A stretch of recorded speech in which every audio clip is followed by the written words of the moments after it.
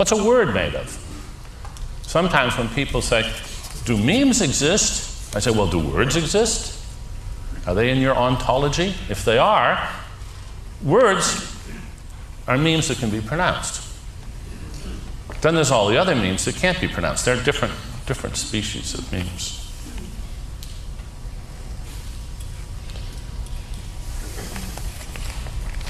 Remember the Shakers? Gift to be simple, beautiful furniture, and of course they're basically extinct now.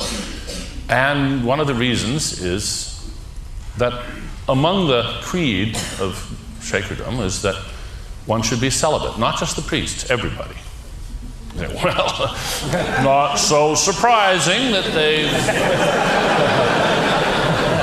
they've gone extinct. But in fact, that's not why they went extinct.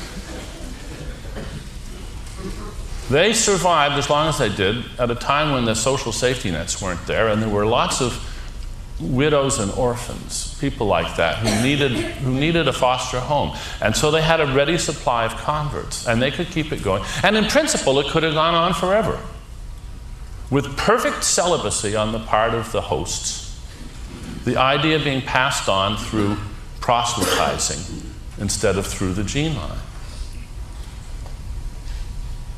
So the ideas can live on in spite of the fact that they're not being passed on genetically. A meme can flourish in spite of having a negative impact on genetic fitness. After all, the meme for Shakerdom was essentially a sterilizing parasite.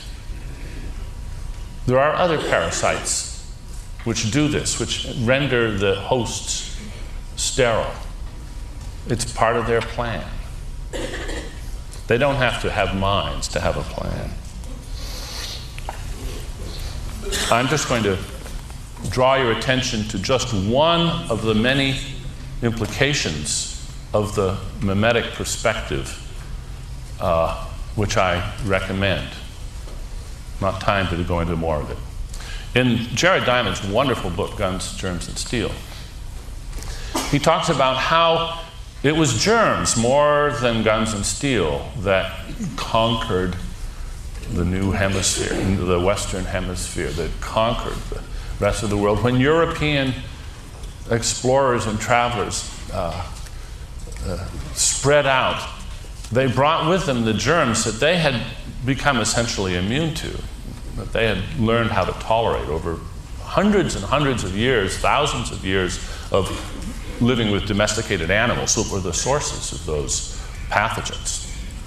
And they just wiped out, these pathogens just wiped out the native people who had no immunity to them at all. And we're doing it again. We're doing it this time with toxic ideas. Yesterday, a number of people, Nicholas Negroponte and others, spoke about all the wonderful things that are happening when our ideas get spread out thanks to all the new technology all over the world. And I agree, it is largely wonderful, largely wonderful. But among all those ideas that inevitably flow out into the whole world thanks to our technology are a lot of toxic ideas. Now, this has been realized for some time. Here, Sayyid Qutb is one of the founding fathers of fanatical Islam, one of the ideologues that inspired Osama bin Laden.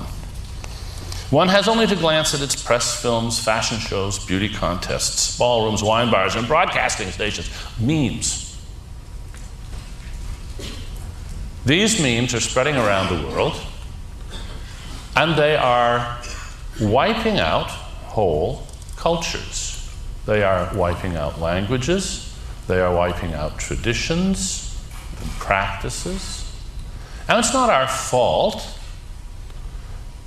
any more than it's our fault when our germs lay waste to people that haven't developed the immunity. We have an immunity to all of the junk that lies around the edges of our culture. Free society, so we let pornography and all these things, we shrug them off. They're like a mild cold. They're not a big deal for us. But we should recognize that for many people in the world, They are a big deal. And we should be very alert to this as we spread our education and our technology. One of the things that we are doing is we're the vectors of memes that are correctly viewed by the hosts of many other memes as a dire threat to their favorite memes, the memes that they are prepared to die for. Well, now, how are we going to tell the good memes from the bad memes?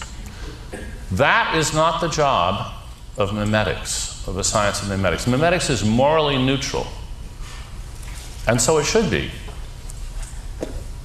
This is not the place for hate and anger.